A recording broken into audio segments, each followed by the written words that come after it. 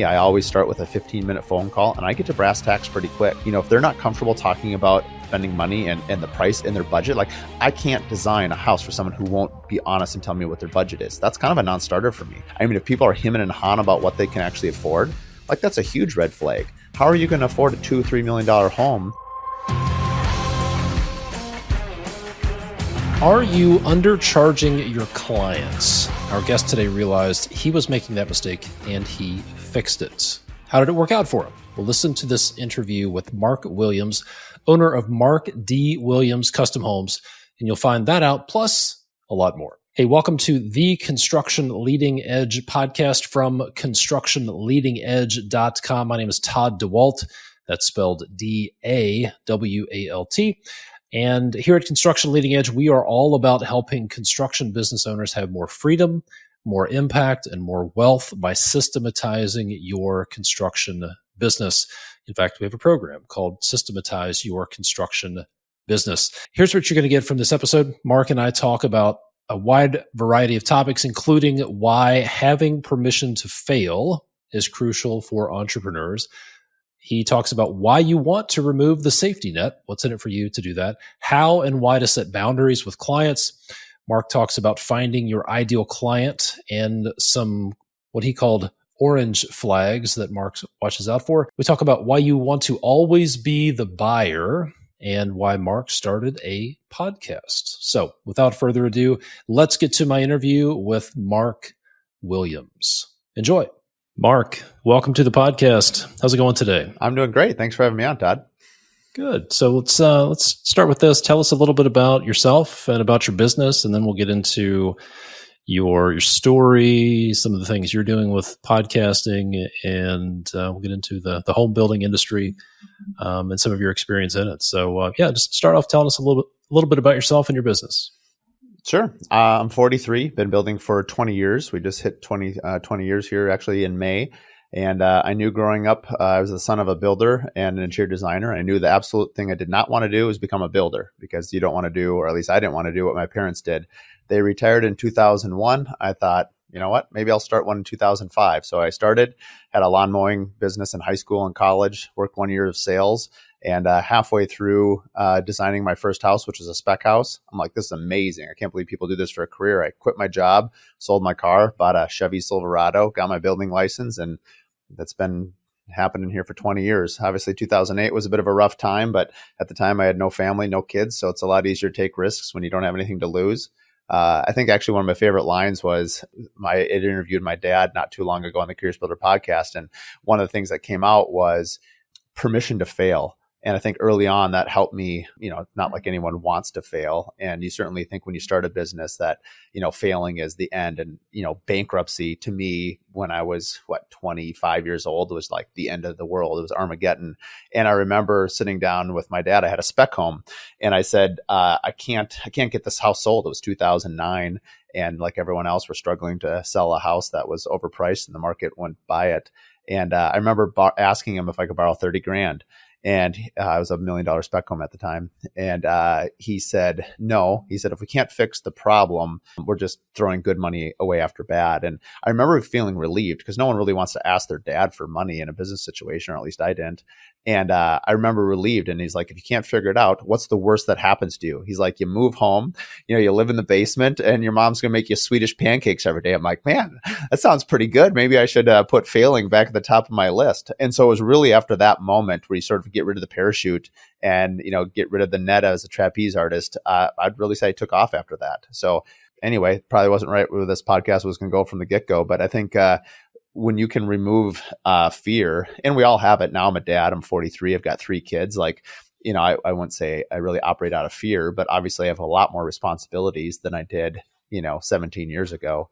Yeah, anyway, that's 20 years goes by in a blink of an eye. And now we used to build probably 5 to 10 homes in terms of volume back when we were more in the 600 to 800 range. But we always really, our calling card was always quality and was client relationships. And so our clientele took us to where we're at today. And now I build probably anywhere from 3 to 5 high-end homes a year, kind of 2 million to 5 million, and maybe a remodel or two. So I'm frankly most interested in just really great people and doing really high-end work. And I don't really care what it is as long as it meets kind of those two criterias. So I've learned a lot over the last year, actually, of just identifying your ideal client. I'm still, it's like now I've set my sights pretty narrow. The con of that is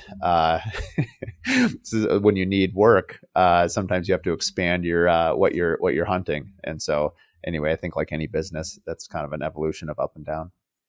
Yeah, I want to come back and talk about finding your ideal client, but I want to go back to something you said a few minutes ago about removing the safety net, how removing the safety net was good for you and you were relieved. Can you expand on that? I think when you just realize that, I'm an optimist for sure to the core, and I believe a lot in, just sports and athletics. And I feel like there's a lot of examples in our lives and how we apply those. And, it's kind of like whether you've won in the past or not, it really doesn't help you tomorrow. It might help you with your confidence, but, kind of like if we just got done with the basketball playoffs, right? At least for the Timberwolves, we're out. But, you got to keep shooting. If your shot's not falling, don't stop shooting. Shoot or shoot. And I think I just happen to be a builder, but I'm an entrepreneur at heart and I love business. And I think building is one of the hardest careers you can have. It's one of the most rewarding, but man, I think if I knew what I knew now, I'm not sure building, I've often been asked the question, do you want your kids to build? And I think at the end of the day, I just want my kids to be passionate about whatever they do, and I'll support that. But, building is not for the faint of heart. And, your listeners it sounds like are mostly builders or in the community of building. And it's very relationship driven, which I love and I excel at. And I really do like that. But it's also extremely emotional. And there's huge highs and huge lows.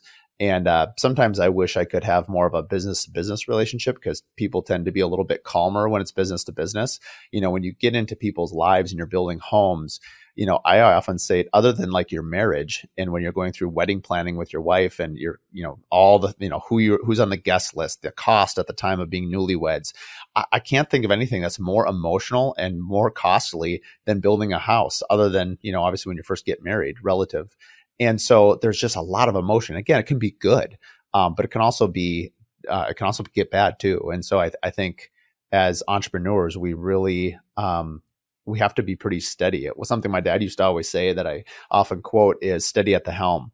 And, sometimes the wind's blowing from the left, sometimes it's blowing from the right. Sometimes, the water's coming over, but, just stay at the helm. And, after you've done this for a few decades, you realize that, the tide goes up, the tide goes down, but, just kind of remain calm at the helm.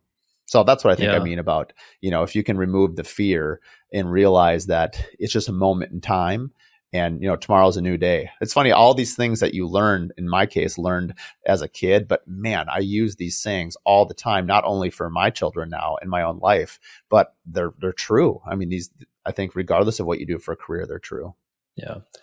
So I want to talk about some practical ways to be steady at the helm, because the entrepreneurship ride it's a roller coaster where the highs can be pretty high and the lows can be pretty low. And there's a lot of self-sabotaging behavior that can happen in the low points. And frankly, maybe even some self-sabotaging behaviors can happen at the high points. What are some practical ways that you found that help you to be steady at the helm? Either things you remind yourself with, habits, routines. What are some practical ways that you remain steady at the helm? I think that's a great question. I'm not sure I have it figured out. I think it evolves continually. I can tell you what I've been doing for the last couple of years for sure. And I would love to go back to a 23-year-old Mark Williams and tell him to do some of these things. And some of them I did. But now for me, I'm pretty disciplined when it comes to exercise. It's a big part of my life. It always has been. So, for me personally, it's like, with 3 kids, what part of your day can you control? And the answer is really only the beginning. So, for me personally, I get up at, 4:45, 5 o'clock. And, depending if right now I'm training for an ultra marathon. So my life is sort of dominated by running. But when I'm not doing that in the winter is my off season, I still keep the same routine in terms of time. And it turns out that even on the weekends, when you don't set the alarm, you start waking up at the same time anyway. But those couple hours of quiet For me, there's meditation, there's reading, maybe I'll work on some marketing stuff, or, get off some emails or some proposals, and then I'll go work out, so I'll go for an hour run or a bike or lift weights or play basketball or whatever you happen to be into. But, come 7 o'clock, I'm home, and I've set really firm boundaries. And there's a great quote that I like that I just discovered. I've sort of been living it for a while, but didn't realize what it was. And it's boundaries create freedom. And I really believe that. And, being an extreme extrovert myself, my wife happens to be a very extreme introvert. And early on in our marriage, it was really important for her that I was home every day at 5 o'clock, because with a young family, we eat at 5:30, and, the whole bath and kid time and the whole point. And I always need to be reminded of this, but I'm thankful for a partner that has really helped me zero in on the importance of, I love my job. It would not be hard for me at all to work 24/7. In fact, that's probably the problem, because I have so much passion for what I do and I love what I do. It's not hard to work. It's really easy to work. And so I think coming up with boundaries, I think that's allowed me to be steady, because if I'm not present in my body and in my mind, I keep a pair of running shoes at the office. And sometimes if I've had a stressful day, I'm out. I'll go throw on a pair of shorts and I'll go for a run, because for me personally, I have a lot of energy, and I'm not a very good version of myself if I don't have that under control. So for me to be steady, I sort of have to take care of my mind and kind of my body in a health standpoint. And then I can bring the energy to my clients. And anyway, that would probably be my initial answer to that question. Yeah. And I guess I would second that with education. I'm a voracious reader. A lot of times since I'm running, I'm listening to podcasts and book tapes, and self-education is become extremely important. I don't know the exact number, but I would say in the last 4 years, I've spent well over $100,000 on self-education between different retreats. There's something called the Contractor Coalition, with Brad Levitt, Nick Schiffer, and Morgan Molitor. She's here in Minnesota. And that's had a huge impact on my life. Even starting the Curious Builder podcast was all because of that. And so as you realize that as they say, your vibe attracts your tribe, I have found that the people that I've just been gravitating, I have this black hole energy of gravitational force to the entrepreneurs. And it's I want to hear their stories. And so hearing someone else's story, talking to you on a podcast and listening, sharing it with your audience, and then me doing the same, I don't know, there's something about that sort of is super sticky. And then it allows you to kind of refill your emotional fuel tank, because if you're going to be steady for 20 years, it's pretty hard without a fuel source. And so you kind of have to discover at different points in your career what your fuel sources are. So anyway, those are just a few of mine. Yeah. That's good advice. I heard somebody say you can't pour out of an empty cup. So keep your cup full of something. So listen to podcasts, intake information. One of the things I have to do personally to maintain steady at the helm is morning routine, but specifically gratitude. I spend 15 to 30 minutes a day doing gratitude journaling, focusing on, there's this gap, or this book called, or this concept that came out of a book. The concept is living in the gap versus living in the gain. Yeah. And it's really revolutionized the way I look at things. It's been incredibly helpful for a lot of our CEO Alliance members. And it's by nature, we focus on the gap. What's wrong? What's the gap between where we should be and where we are? The gap between where we think our team should be and where they actually are. And when we focus on the gain, which is measuring actual progress, looking at the good things that are happening, then it just changes everything. So for those of you listening, and you're early in your entrepreneurial journey and you're tired of that roller coaster, if you're waiting until your circumstances change, hoping that roller coaster will go away, it's probably not going to happen. So you really need to put some strategies in place to be steady at the helm. I really like that. I want to go back to something you said a few minutes ago about, you said you've really narrowed in on finding your ideal client. I'm curious, what did you determine were some of the characteristics of the people you did not want to work with, or characteristics of the projects you did not want to take on? I think it's a big question. So maybe I'll start at the beginning. In the beginning of your entrepreneurial journey, if the phone rings, you obviously you answer it. I still do that, but let's go straight to a meeting. You're hungry you'll do anything and you'll do everything. And it takes you a while, at least early on, looking back, to figure out who you are, what you are. You don't even really know what your skills are. And then as you get to kind of the middle part of your journey, at least mine thus far, because I guess, God willing, I'm about halfway done because my kids are pretty young. I don't know what else I'm going to do with my energy. So I got another 20 years in the tank. And so let's say years 5 through 10, you're sort of figuring out your voice. And I think this is where my clients, I'm not a very self-aware person. I need other people to sort of kind of tap me on the shoulder and say, hey, Mark, this is what you are. And I think that's a good spouse. That's good family. And I think one of the advice, metrics that I would put out there for people is, I had actually just interviewed someone recently. Her name was Rosa Santiago. She's out of Florida. She says, you're the culmination of your top 5 relationships. I thought that was really interesting. And, you look around, whether you're getting it from your peers, from networking groups, your family, whatever it is, I think having some peer review and not having them all be yes. I always tell my clients too, you don't want a bunch of yes men and women around you. People that will keep it real and say, hey, this is your weakness. My weakness is operations. I feel like my strength would be marketing and would be sales. And, the opposite side of that coin is operations and fulfillment. Well, you can't have a building company for 20 years just on marketing. You actually have to do the work. And so anyway, for me to go back to the root part of the question is, my ideal client has really just been listening to the people that respond to who we are. And, I've always been a pretty confident person. I guess I can thank my parents for that. But I think it's being authentic is something I know has been a big buzzword the last couple of years and, just media in general, but it's so true. Find out the more you know yourself, and the more it aligns with whatever you're producing, whether you're an electrician, a plumber, just taking pride in what you do. And I feel like that is something that the building trades in particular do very well.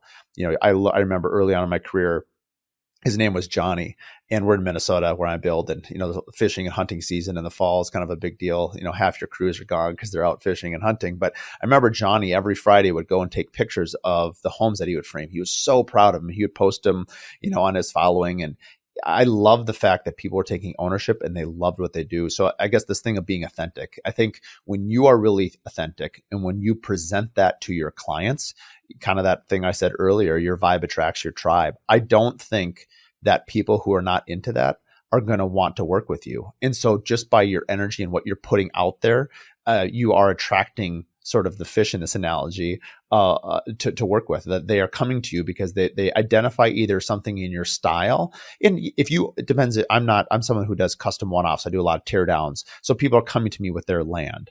It's a little bit different if you're a builder who's semi-production or even production where you're controlling the land and then people have to come to you because you own the land.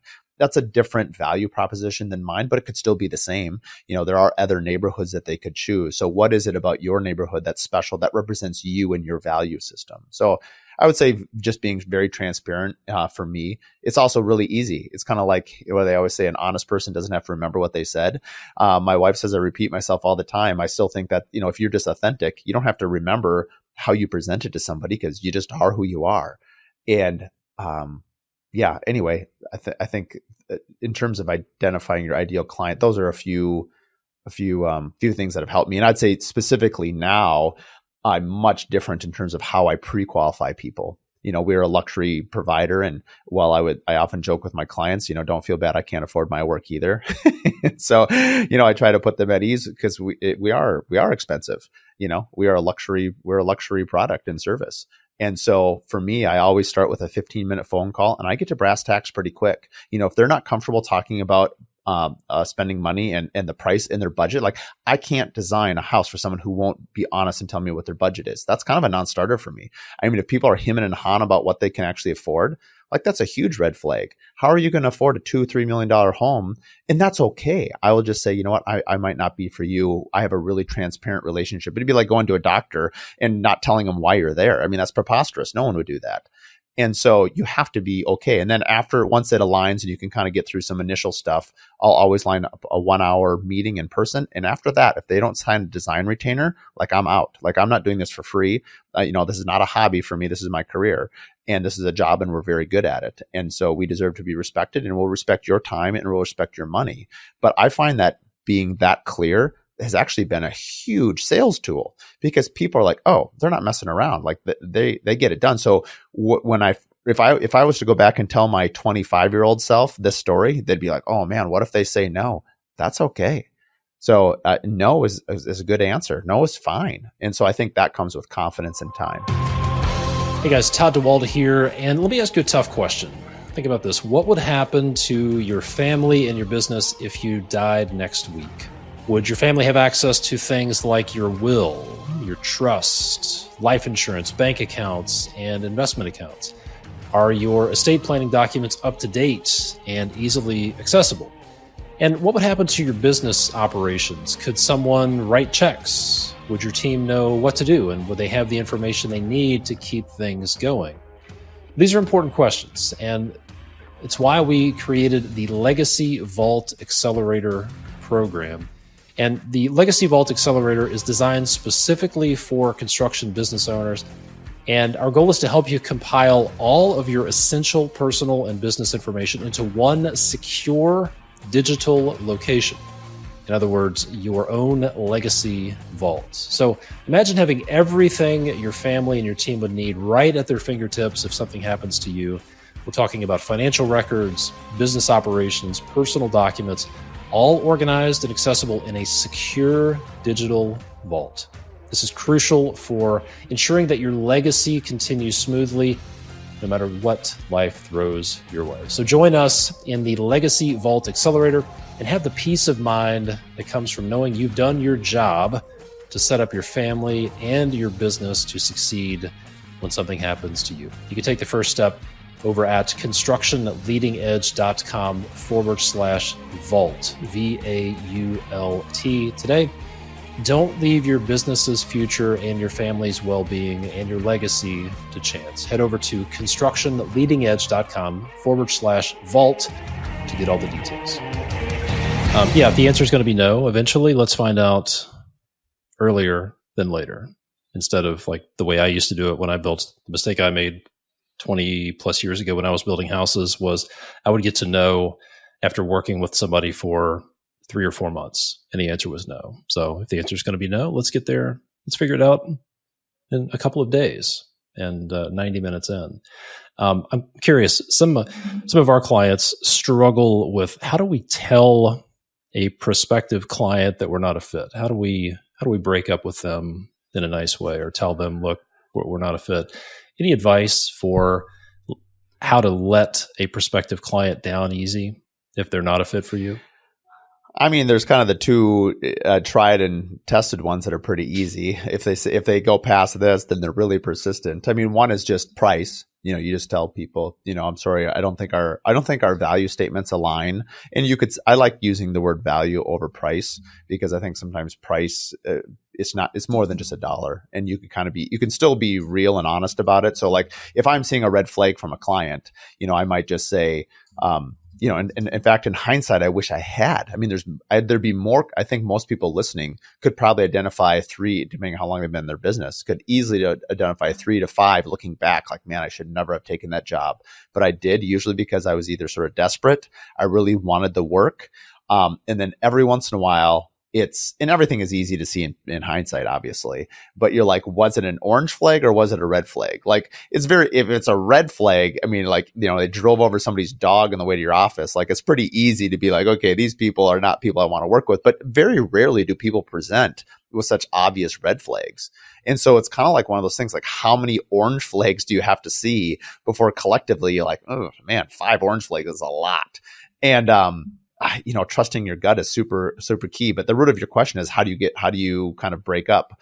I think value, just saying, I don't think our values align. And I think based on the things that you're asking for, I don't think we can deliver a successful build or a successful service for you based on what you want. And I don't want to disappoint. I'd rather disappoint you now once than disappoint you 100 times during the build.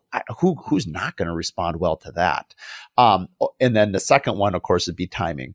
I'm sorry, but based on your timing request of when you want to do this, I don't think it's going to work out with our current schedule. And I'd stay pretty high level and pretty vague on that.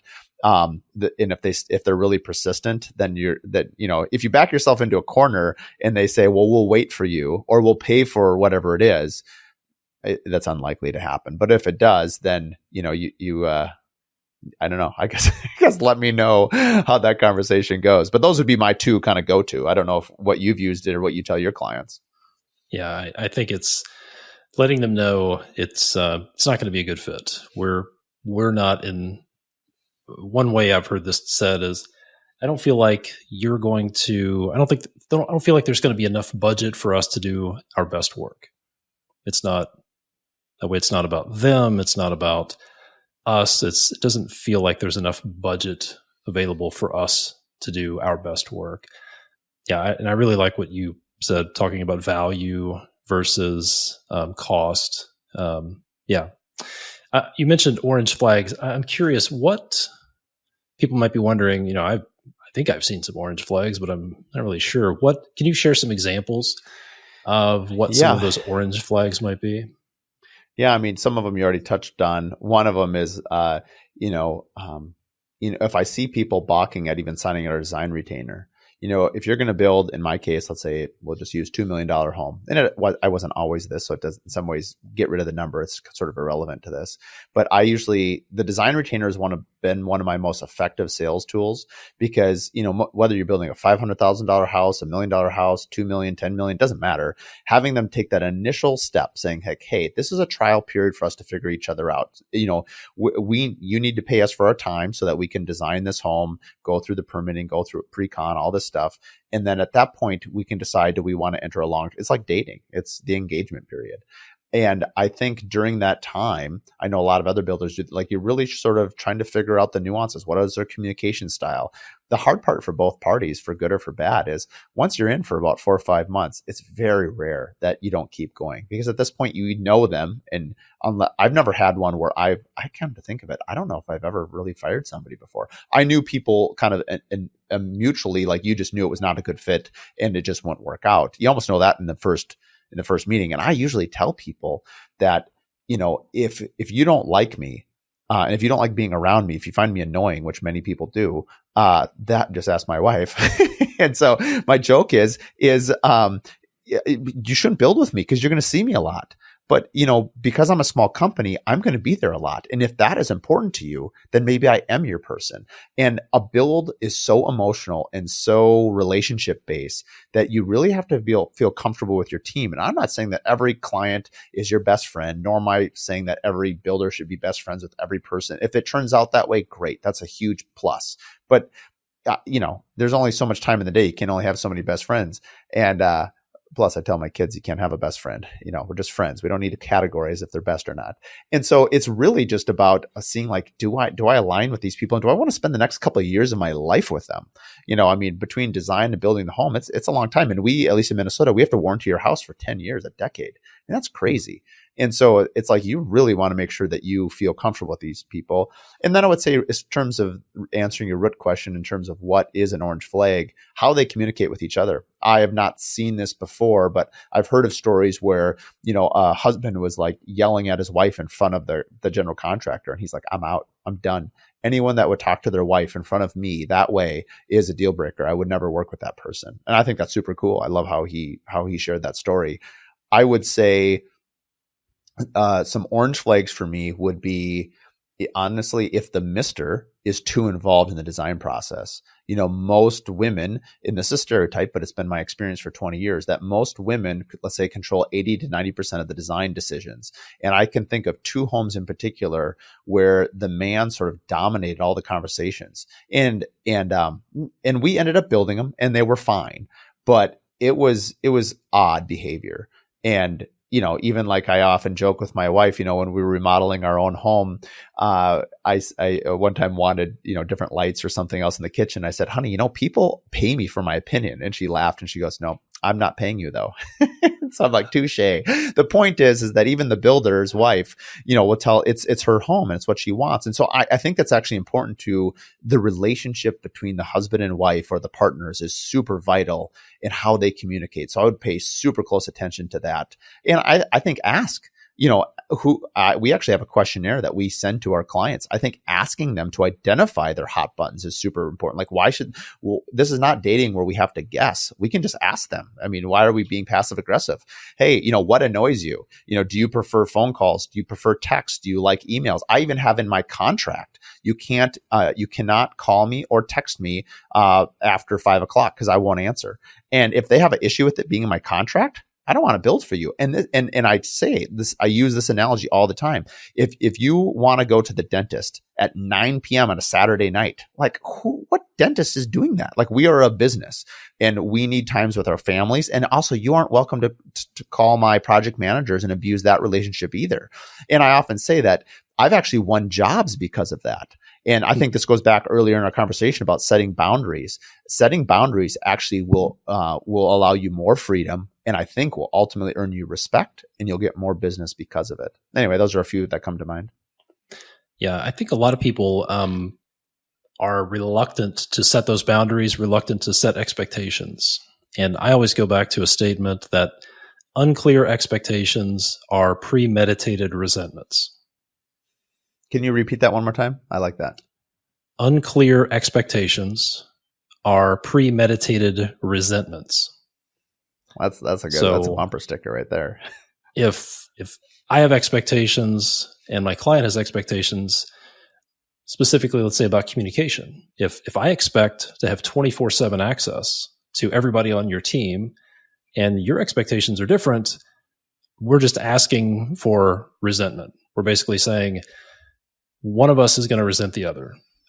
At some point, we're going to figure out there's a gap in those expectations, and it's going to happen when I'm pissed off or you're pissed off. So get those expectations out there. Be very clear about them. A lot of people are scared to do that because they think, well, we need to provide the custom experience and we need to let the customer know they're always right. But customers are not professional customers. They don't build homes every day. They want to be led through the process. And the more clear you are about expectations and the firmer these guardrails are on your process, the more they will value your time and the happier they'll be. So be really clear about expectations. We advise our clients, set expectations up front, anchor your clients to expectations. If you're going to have a problem about those expectations, it's better to negotiate about it, argue about it up front rather than after something has happened. Yeah.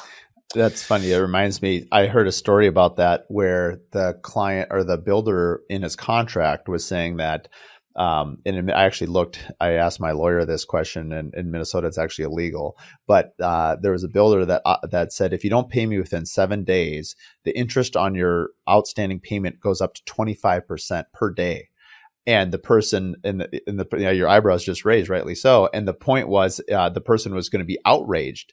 And the builder said, well, if you're not planning on paying me, I guess I'd rather know now. I just thought that line of thinking was super interesting.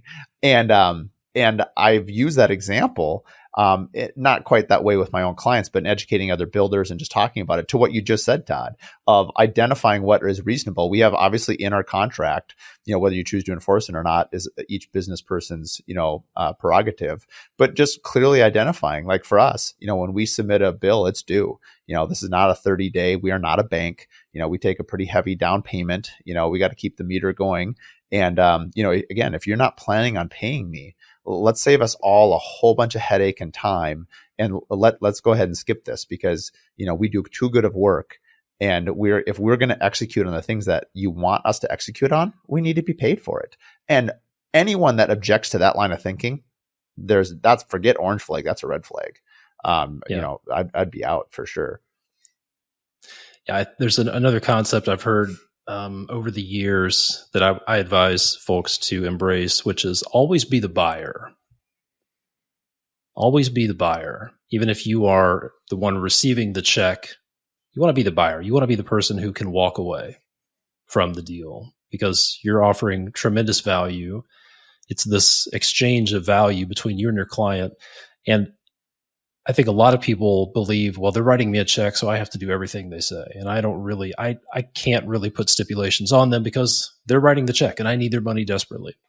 But if you embrace this philosophy that you're the buyer and you have requirements, you have expectations, and if somebody's going to work with you, they're going to have to play ball, then it's incredibly liberating. And clients respect you more when you come to the table as the buyer and they get the sense, oh, this guy could walk away, or they're going to hold us accountable.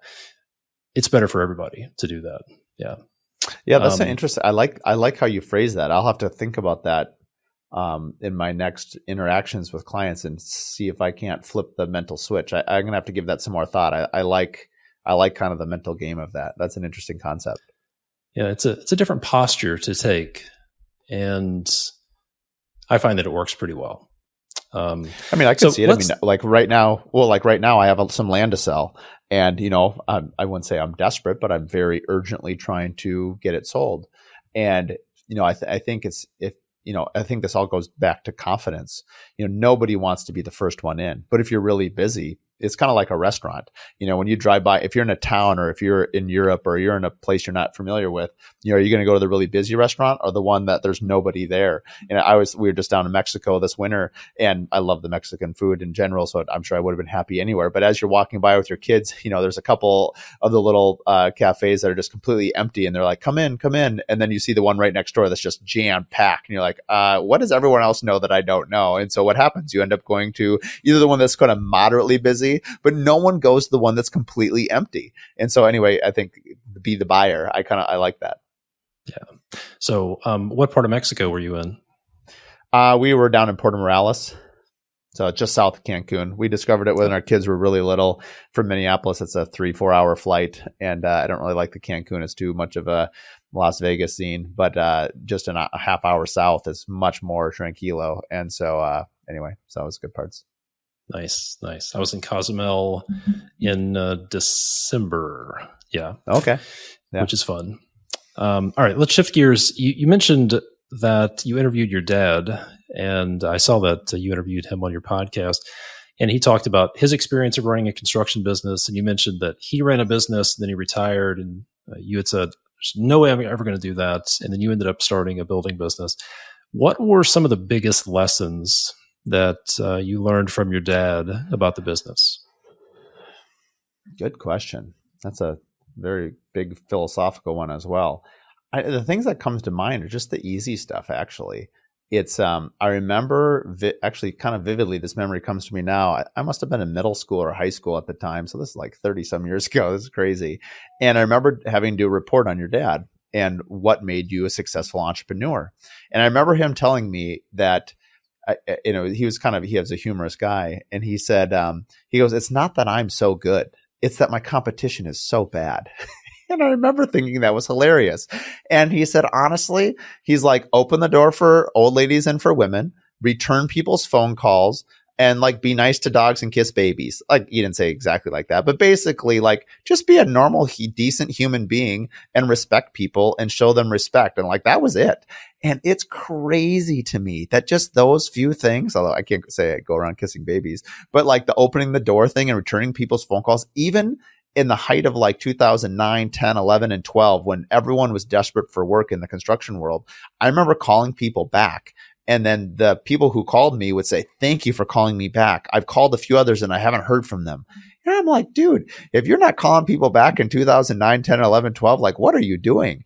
And, or maybe they didn't pay their bill and their phone didn't work. I don't know. And, but that's a total separate story. But even today, I really try to make it a very big priority to call people back very quickly.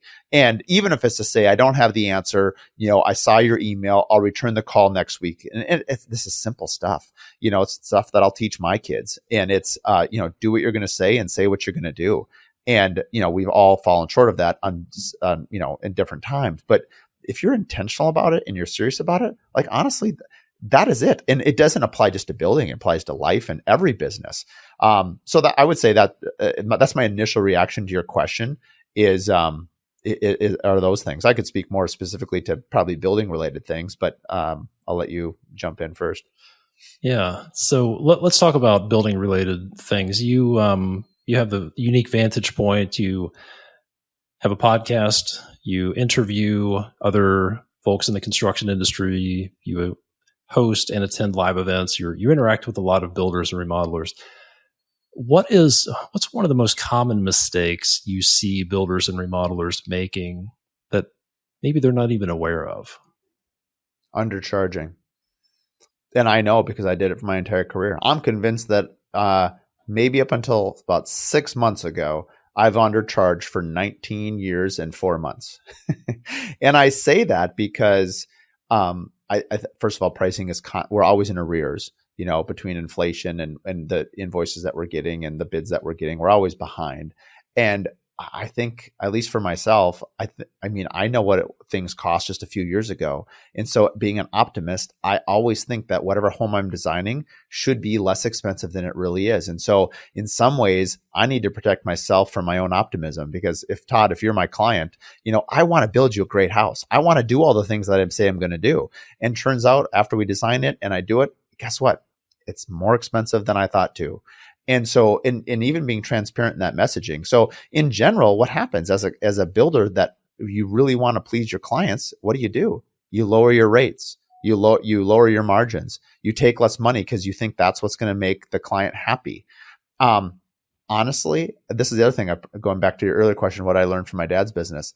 The clients that I have done the best on, I don't like that word, but like the jobs that I have financially done the best on in terms of margin have been my happiest clients, which is a really interesting perspective. And I've often talked to other builders about this, and it's not just me. And I think you might go to the job with a little bit more pep in your step. If there's an opportunity to give the client something, that's not a super big move, like let's say it's $900 or $1,000. You just, Todd, don't worry about that. I'll take care of that. Like, how good do you feel about it? And I think when you are not, scraping every penny together to make it work, and you are coming from an abundance versus scarcity, now your client is getting the service that you always wanted to give them, and the one that they thought they were going to get. And now you actually get to do it. I think that is a huge change. And so as I interview other builders, even myself, having some self-critique and self-awareness, and I didn't get that until I started the podcast, because we're all in little silos. We're in this giant farm field, and we're in silos, not talking to the other silos that have grain in their bins too. And we're all harvesting wheat. Why don't we all talk to each other? This is stupid. And so the thing that's been the most liberating on the podcast in talking with my peers is just opening up the doors. It's like group therapy for business owners. And you're really just saying, hey, this is what works. This is what doesn't work. And people start to realize, like, okay, I like what Mark is saying. Oh, I like what Todd is saying. Or like, what, that doesn't really fit my personality, but I'm going to tweak it a little bit. And I think that is what this educational platform is all about, is to sort of test your theories, listen to people, what works for them and what doesn't, because the rising tide floats all boats. And I think that is what our industry needs in a big way. And honestly, every industry needs this. This is just humans working with humans and just understanding, like, what's real, Todd, what works for you, what doesn't, and let's learn from each other. Hey guys, Todd here. If you own a custom home building or remodeling business, let me ask you a few questions. First, how often do you wake up in the middle of the night thinking about project details, financial issues, or something else about your business, and you can't go back to sleep? Are you spending more than 10 hours a week working in the business, wearing multiple hats, putting out fires, and you feel like you can't work on your business as much as you want? Number 3, do you have enough documented systems and processes, or is it all in your head? Number 4, how good is your handoff of projects from the office to the field? Are you getting hammered by the just enough to start trap, doing just enough to start? And then lastly, do you feel stuck? Do you feel like you need to grow, but you're scared to, and you don't know how to do it? Maybe it feels like you need to hire, but you're afraid to make a mistake and you're worried you can't afford to hire somebody. Well, if any of that resonates with you, you're not alone. And if you want to make your business a source of more freedom and a source of less stress, and to systematize your construction business, and our team here at Construction Leading Edge has helped over 300 builders and remodelers systematize their business, and we can help you too. The first step is to schedule a call with my team by going to constructionleadingedge.com/apply. That's constructionleadingedge.com/APPLY, or you can send a text to this number, 877-755-2410 with the word apply. That's 877-755-2410. Just text the word apply and we'll get back to you. Now, let's get back to our episode. Yeah, I completely agree. Too many people are underpricing themselves, or they're getting into, too many people get into a bidding war with themselves, and they slash prices, and then they take away all their margin. They don't have room to do the things that their client wants, that they want to do. Meanwhile, their client would have been happy to pay a little bit more, but they got into a bidding war with themselves. And I think you also touched on an interesting point that's a big problem, is people think they have to do it themselves. They have to figure it all out themselves. They're like, I'm in this silo and I'm the only one dealing with this problem. I have to figure it out. I have to figure out how to do this myself. I have to spend the next 10, 20, 30 years and lose lots of money, pay for my own mistakes. And it doesn't have to be that way. Maybe it was 50 years ago, but today there are peer groups. There are ways to get the lesson without the scar. Mm-hmm. And I think, not only the trial and error, but I mean, I just joined my first Builder 20 group. I didn't even know what that was until a few years ago.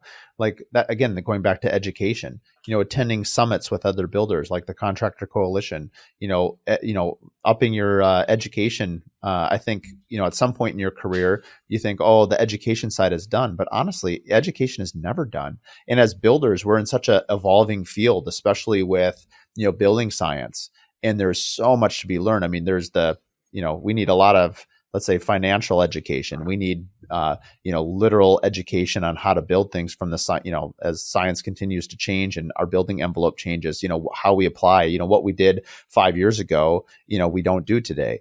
And maybe we should. And so it's those discussions and then just learning. And then guess what? You don't have to know it all. I think that's been one of my most powerful sales tools, is telling people, like, I'll tell them, like, you know what?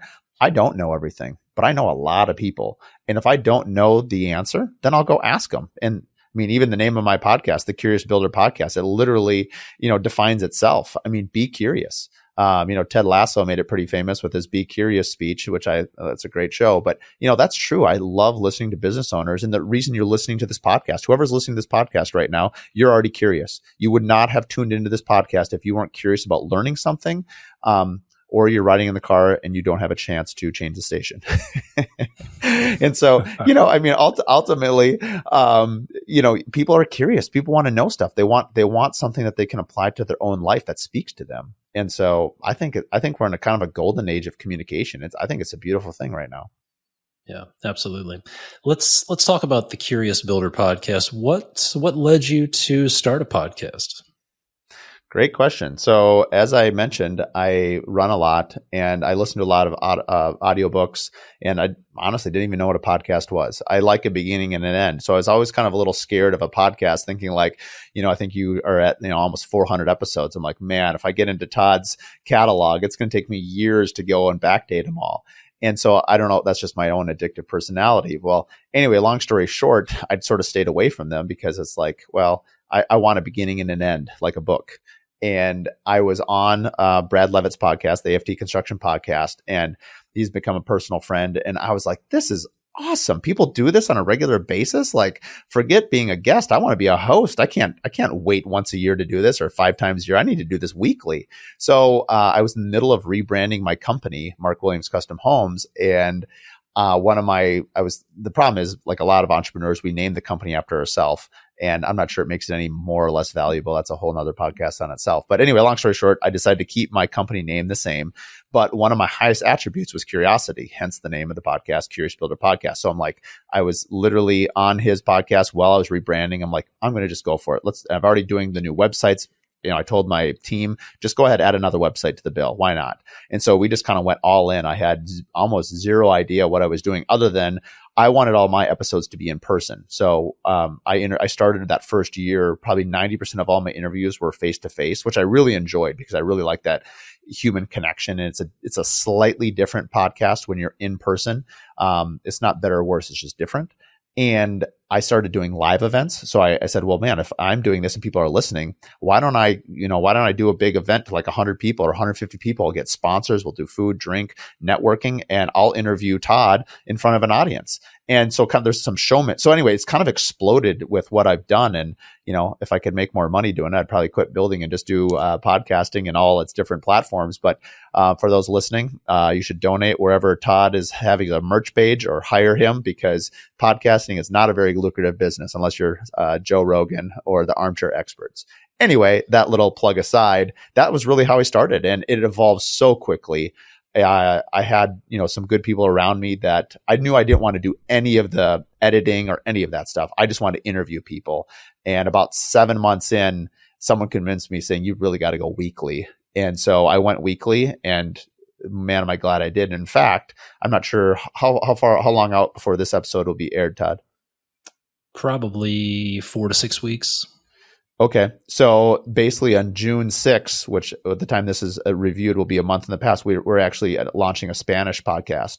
And so I'm really excited about that. I did not want, because so many of our trade partners are Spanish speaking, I didn't want language to be a barrier of entry to these stories that have helped me so much in listening to my guest stories and to sharing. And I just love it. So I interviewed someone, her name is Belkis Cruz. She's here in Minnesota. She's from Nicaragua. And I was just so inspired by her charisma and her story, incredible story. And so I said, hey, would you ever want to come on and I don't speak Spanish, but will you interview all of these people that we know, that we work with every day, and their companies? Let's get them going. So we actually now are bi-weekly with a Spanish construction podcast. So I'm really excited about that. Such a great idea.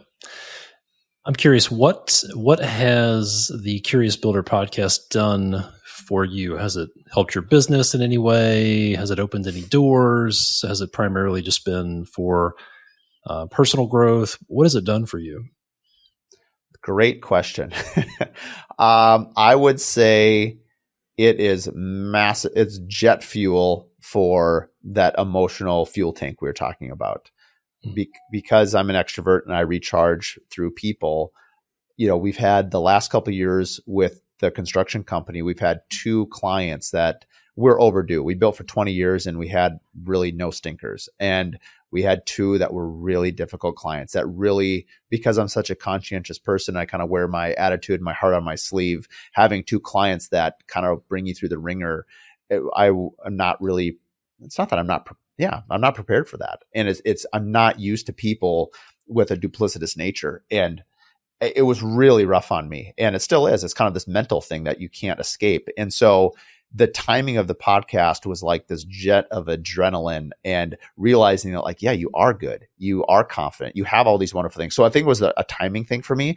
And then realizing that, guess what? Back to the silo thing. You break down the walls. You're like, you've had a tough client. So it becomes like this therapy thing, honestly. And so the more and more you talk to other people, you realize a number of things. 1, of how interesting people are. 2, you're not alone. In fact, like Solomon says, nothing's new under the sun. I mean, this is all just on recycle. Everyone's dealing with similar things. And, I like what one of my good friends said. She's like, everyone's a hot mess. Instagram likes to celebrate that we do beautiful homes and our website is gorgeous, which is fine, right? And I do love humor. And so it is fun to kind of do some humorous stuff on that. But at the end of the day, owning any business is really hard.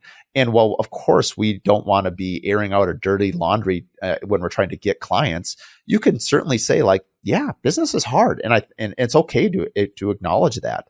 And so for me, I think that's something that the podcast has really done. I think now it's kind of, I have my own marketing company. And so I've sort of used the Curious Builder to do a number of things. One is, I would like to work more with architects. And I've often wondered why I don't get more work from architects. In our state in particular, we have a very strong building presence. I think we have the oldest building association in the country in terms of like the Parade of Homes. So I think we just celebrated our 75th anniversary of Parade of Homes, which is the oldest in the country. And so predominantly, if people build a home in Minnesota, they go to the builder first, and then we'll bring in the architect or designer. But that being said, I look at maybe the builders that are a weight class or two above me that I admire their work and they do the real high-end architectural work. I'm like, why don't those architects call me? We can do it. There's no question of competency or quality. And so the way I've done that is not that all architects aren't good at marketing, but given our voice and who they want to listen to our audience. So I often will interview designers and architects onto the podcast, A, because I genuinely find them interesting, but B, my hope is like, yeah, if I can get them to kind of open up, we create a relationship. I mean, everyone that I've interviewed, I know better. And I don't know if you can relate to this, Todd, but it's like other than when you were maybe dating back in high school or college, do you spend 1 hour one-on-one? Like, we're obviously on a camera, but when I do mine in person, it's like you're 3 feet away from each other in a room with lights all over your face. You learn stuff all the time that you would not otherwise learn because you get pretty serious and pretty deep pretty quick. And I think it's wonderful. It's great. And some people are sort of, when you get into the podcast, you kind of, as a host, you could probably relate to this. You have to put them at ease. I often will share stories of vulnerability about myself. I often tell people in a Q&A beforehand, like, come armed with a story of where you stubbed your toe or you broke your nose. Like, people like a good fail story. People can relate to it. Nobody's perfect. We don't want to hear a bunch of perfect, answers. We'd like to hear like, man, I really, I was sleeping on my couch because I had to rent out my bed because I couldn't afford it in 2008. Like, people are like, whoa, really? And like, yeah, you got to do what you got to get scrappy, and it's okay to talk about that. So I love the platform of sharing that. So anyway, I went on with that question for quite a while. I like the idea of sharing failures. In fact, when the COVID lockdown hit, I thought, how can we get people together? So I orchestrated what I called FailCon, and I got a few of the folks I knew who were business owners, and we talked about our biggest failures. And one of my biggest failures was I bought a piece of commercial real estate back in 2003, and it absolutely ate my lunch, just kicked my butt. And it was incredibly painful and incredibly costly. It was, as Dave Ramsey would call it was a pretty hefty, stupid tax, I think. But I learned a lot from that, and it felt like failure in the moment. However, looking back, it sort of set me up for success. And I've been fired from jobs a few times, 2 or 3 times, depending on who you asked. But all of those things that one time I think I was fired, but I didn't. Well, it depends. Again, it's subject to interpretation on one situation. I just never went back. I don't know. Was I fired or did I leave? I just never went back. Yeah, this guy said, Todd, I'm going to accept your resignation. And I don't remember giving my resignation. So it sort of felt like I was being fired, but I was glad to go. But that's amazing. That stung a little bit in the moment. However, it set me up for success. So I'm curious, do you have a favorite failure that felt like failure in the moment, but looking back on it actually was something that set you up for later success?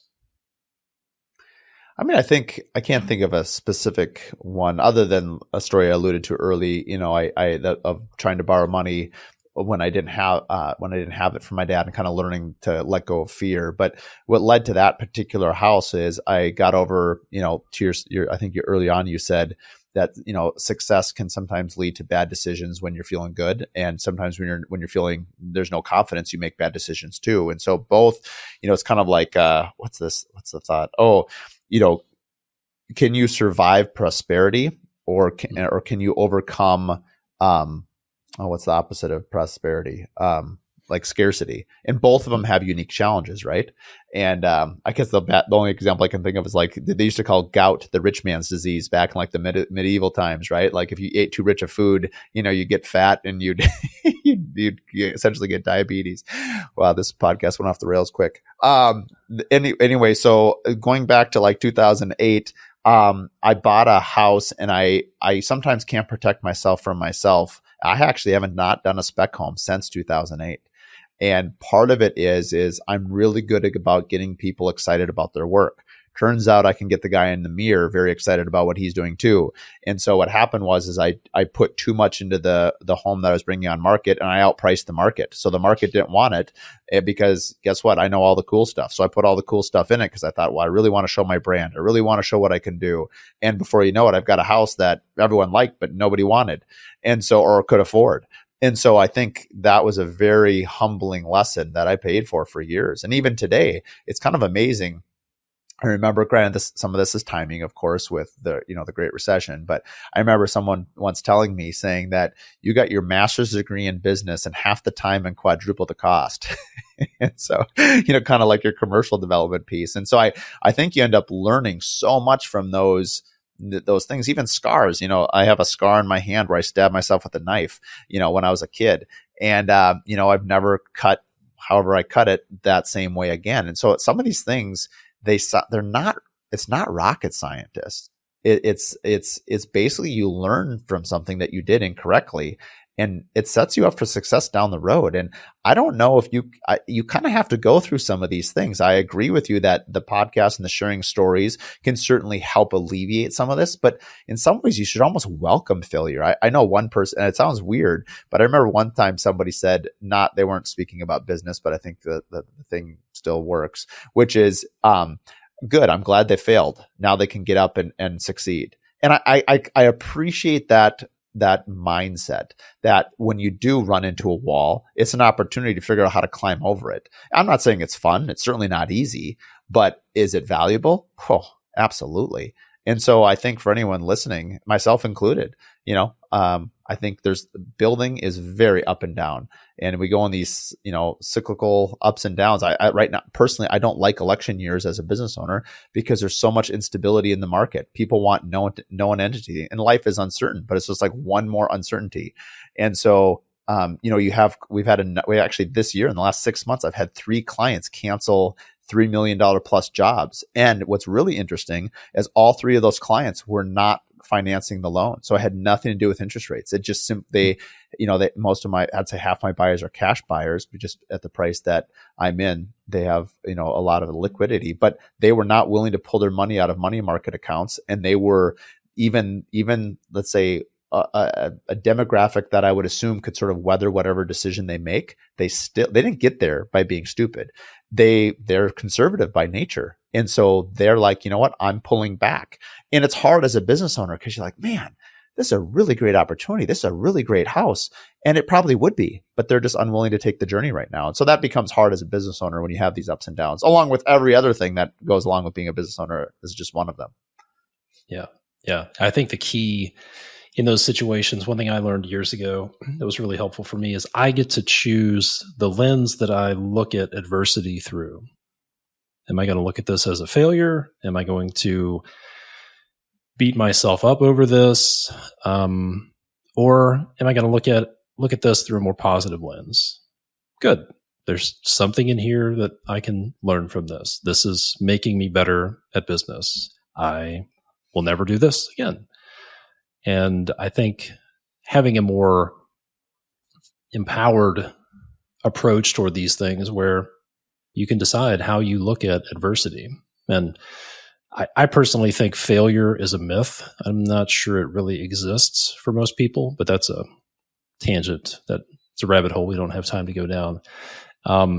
Speaking of time, I want to be a good steward of your time. So we'll wrap up with a couple of rapid fire questions. Number one, what is one book you recommend every entrepreneur read?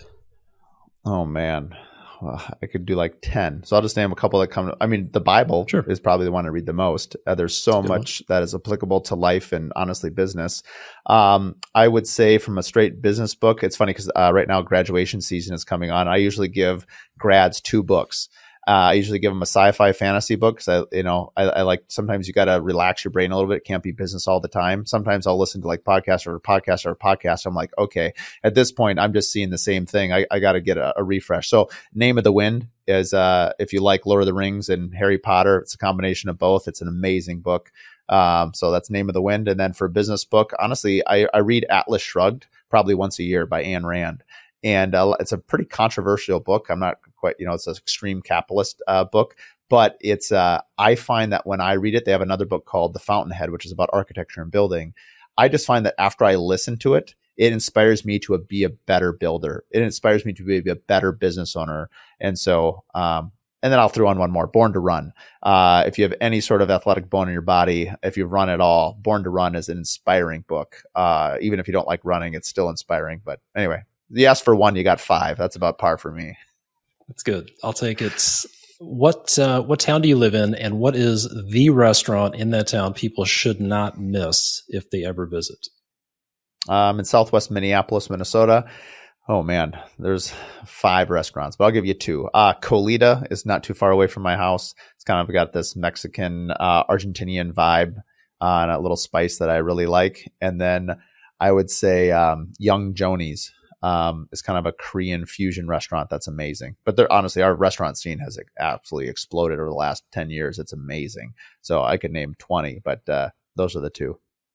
Got it. Thanks for the recommendation. So if people want to find out more about what you're up to with your podcast, your business, the Curious Builder Collective, just talk a little bit about some of the things you have going on, and then let us know where can people connect with you online, on social media, where are the best places for them to go if they want to find out more. Yep. So our 3 platforms would be the CuriousBuilderPodcast.com. That has all the things that the Curious Builder is doing. We have Mark D. Williams Custom Homes, and then LinkedIn for me personally. For connecting and things like that. Custom homes, we already kind of know we build 3 to 5 homes. So if you're looking to build a home, I'll build you one in Minnesota. But I'm guessing most of the listeners here, that Curious Builder podcast, we're a weekly podcast. As I said, we're soon to be having a Spanish version of it, which will be bi-weekly, which will be pretty cool. But because I just love getting people together, we have several business platforms off the Curious Builder. One of them is called the Curious Collective. And I don't really learn from PowerPoints and things like that. I learn from discussion. So I wanted other people in my community. It's kind of a combination of Builder 20. And for those that don't know what Builder 20 is, you sign a non-disclosure agreement. You find 20 builders from around in non-competing markets, and you share everything, your P&L, your statements, everything. I wanted something to be much quicker and much more approachable. So the collective is, we have 21 now. We'll cap it once we hit 30, because I want 3 groups of 9. And then a few of the sponsors are allowed in the room as well. And we have set topics. So last month, we talked all about contracts. And so everyone talked about contract issues, what to do, what not to do. And then one coming up in a couple of weeks is all about building science. So I think the main topic is we all, of course, in the building world are being educated by solar and geothermal and all these things. And that's great. I love it. But does my client want it? Can I afford it? And so it's really balancing those 2 things. So the collective is really a place to engage in discussions where you can get immediate feedback. Then we're also doing something next year called the Curious Builder Retreats. Right now, we have a sauna and cold plunge camp here in Minnesota. It's just a half a day thing. Most likely people will be local here. But then we're going to do something where it's open to anyone. But something that we're going to do is either in Costa Rica, Mexico, or in Colorado or Utah, and we're trying to do it either or. And it's going to be a 4-day sort of break retreat. Because athletics is such a big part of my life and kind of this clear boundary.